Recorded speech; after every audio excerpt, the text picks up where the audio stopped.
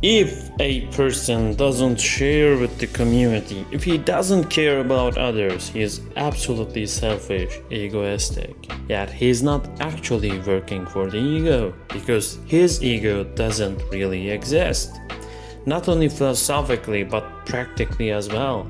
In order to be an ego, a personality, you need to build it up in the eyes of people. Humans are by definition a social structure, not only biological but a cultural construct.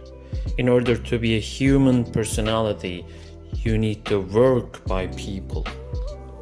Egoistic, selfish people don't really work for their own. They may be working for their ancestors and their past instead of their genuine original self, because working for your biological self instead of cultural social one is never a creative endeavor.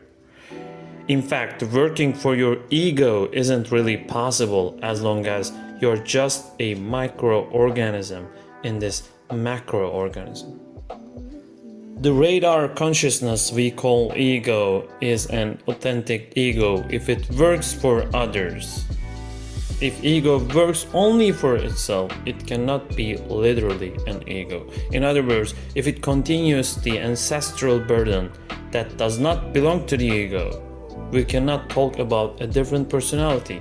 If an ego doesn't really do anything for others, that he is just a continuation of biological cycle. He didn't add up anything to it. In order to be an ego, it is necessary to add to it, and the addition is through society. Ego is not actually just ego. Ego is always the ego plus something else. You are you, but not only you. You are also countless things. You plus citizen, you plus soldier, you plus student, you plus passenger, and so on. How can a person become selfish?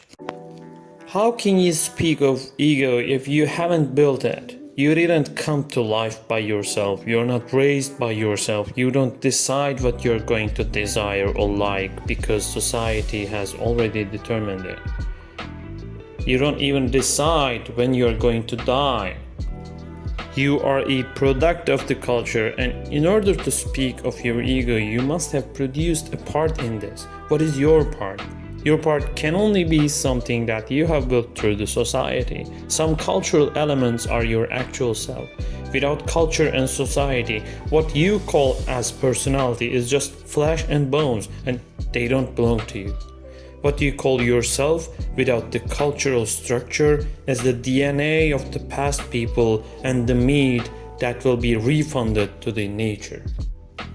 The irony of ego is that if you work for others, you build an ego. Otherwise, you're just meat circling through the food chain. Self has to be built via others.